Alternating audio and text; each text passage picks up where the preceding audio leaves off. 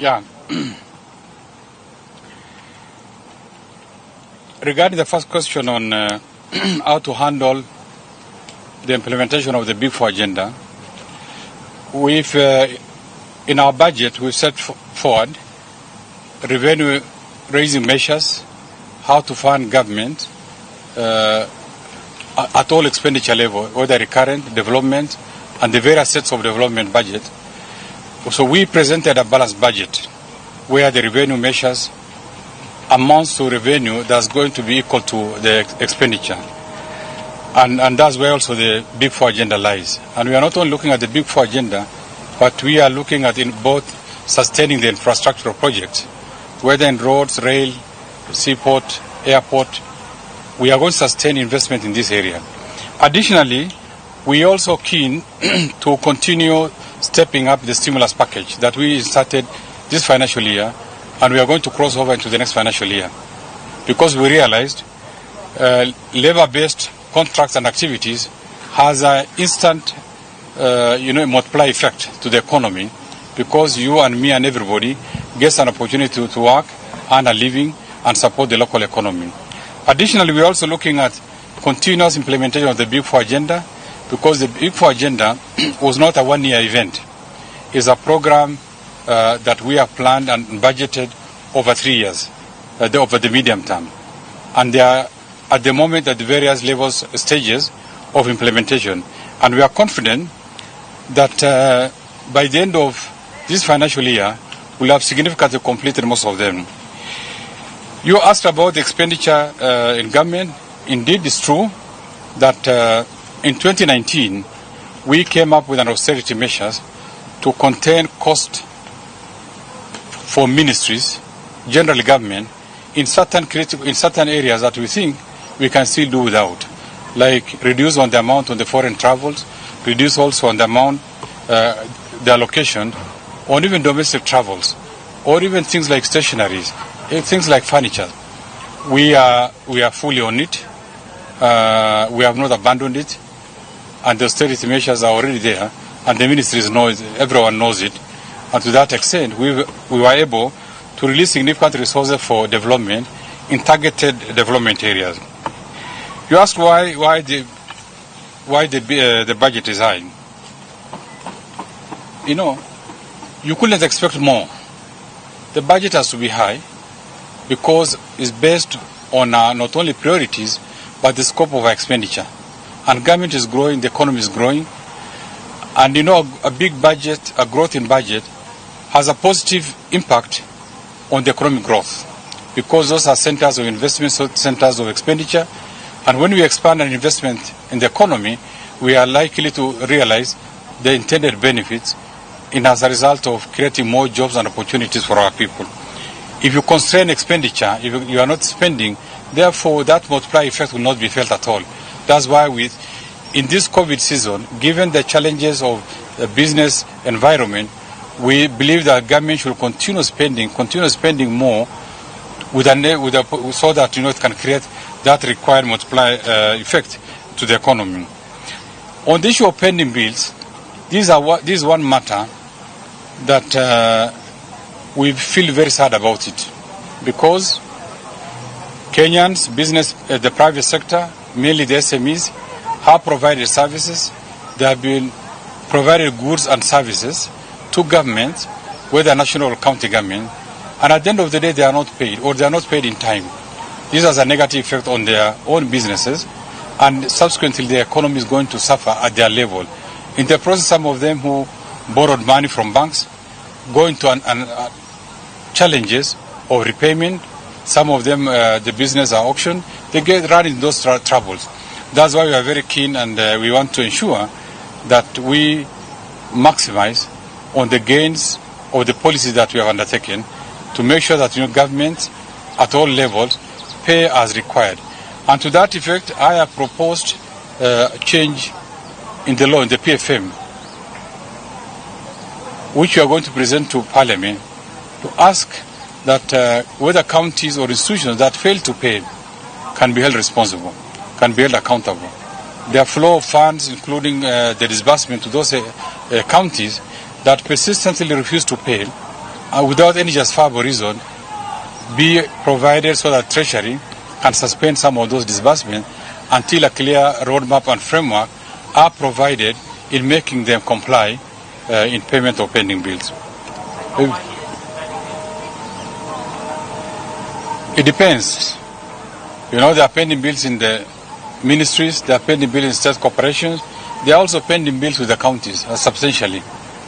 And we are consolidating and making and working on a framework alongside also the Auditor General. We have now commissioned a new audit exercise for the counties so that these bills are verified and then the governors or the counties give us a roadmap on how they are going to settle. Without necessarily, we cannot continue disbursing when the suppliers of those services or goods are not supported through payment of pending bills. Last one.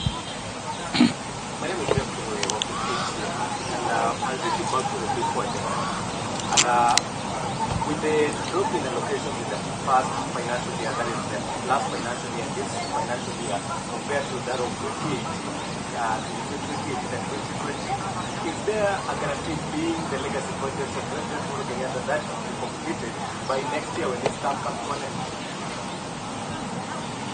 When we plan for projects, we don't necessarily plan for 1 year.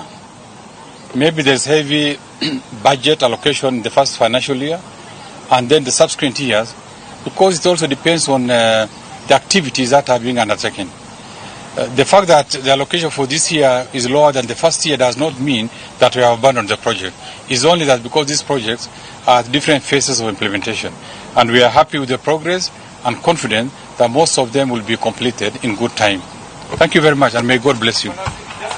Yeah? When do you intend to bring proposals to the next week of the current You wait for it. I'll let you know. Well said. That's diplomatic enough. Well said.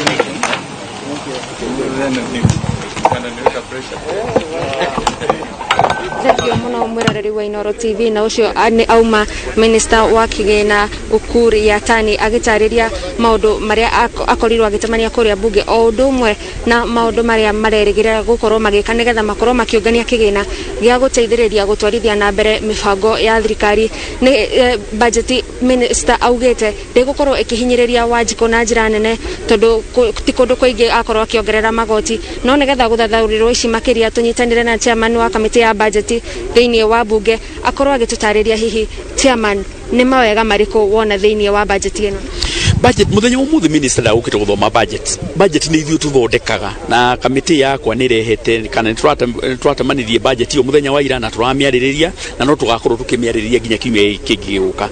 Minister maundu maria muno akurongoragiria ni uria tukuhota gukorwo tukiungania magoti nigetha tutuike ati ni tugusupport budget iyo yake na kiria ngenerio muthenya wa umuthi gutire magoti arehe maria mangikorwo makihatiriria Wanjiku tene niwe buraturaga kuongererwo VAT gukongererwo maundu o mundu uri haga igoti agatuika no urongererwo murigo. Muthenya wa muthi minister ni ugatiriri aria matari haga igoti ri nio magutigirirwo nao ni mariha nigetha murigo uyu witu wa bururi ri na ni murigo mwega witu wa bururi ri o ithuothe tukorwo tukigayana murigo uyu kugo gakiuga ni kinya riega na ni tukumera KRA ni mabataire gukorwo makiungania mbeca nyingi nigetha tutige gukomba tondu tungiaga kungania makiria ma bilioni 929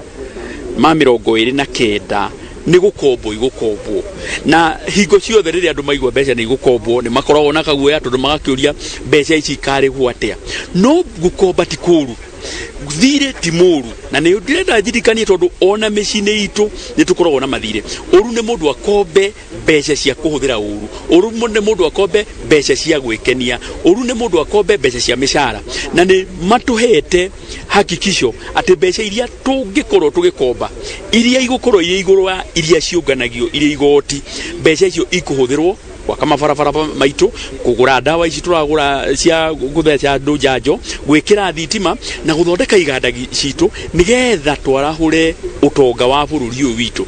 Kwina andu aingi muno aria mari mawira-ini no kuma covid yoka makihera mawira-ini turenda andu acio macoke mawira-ini hari makiria ma bilioni 14 iria tukuhuthira kugura njanjo na njanjo twagura ri andu a Kenya ni mathecwo njanjo yo ri ni magucoka mawira-ini mao ma kawaida na uchumi witu ni gukorwo kiagira. Thengiũ mũno mũheshimiwa, no tũnyitanĩre na aheshimiwa kwa ihinda rĩrĩ ndirakorwo ngĩona mũheshimiwa ũngĩ ũrĩ haha, no kũringana na maũndũ marĩa makorwo magĩtarĩrio nĩ atĩ rita rĩrĩ minister nĩ akorwo akĩheana kĩgĩna kĩrĩa gĩgũkorwo gĩgĩthiĩ kũrĩ kũgũra indo iria kana ndawa iria irĩkoragwo ikĩhũrana na mũrimũ wa COVID-19 kana njanjo, o ũndũ ũmwe na gũkorwo agĩteithĩrĩria atĩ nĩ megũkorwo magĩteithĩrĩria okorwo nĩ rũhonge rwa ũrĩmi nĩgetha rũkorwo rũkĩararama na nĩgetha okorwo nĩ mĩrimũ ta ĩno ĩkoragwo ĩkĩoneka ya ngũnga, okorwo nĩ mĩrimũ, okorwo nĩ kũrĩa gũkoragwo atĩ mahiũ nĩ magũmĩrwo nĩ mĩrimũ makorwo makĩrorwo na magakorwo makĩrigĩrĩrio gũkorwo magĩthiĩ na hathara nene. Kwa ihinda rĩrĩ mwĩroreri wa Inooro TV tũgũkorwo tũgĩtirĩhera hau, no tũgũthiĩ na mbere na gũkũrehera mohoro maya riboti-inĩ itiganĩte thĩinĩ wa mohoro ma Inooro hwaĩ-inĩ na Inooro thaa 3.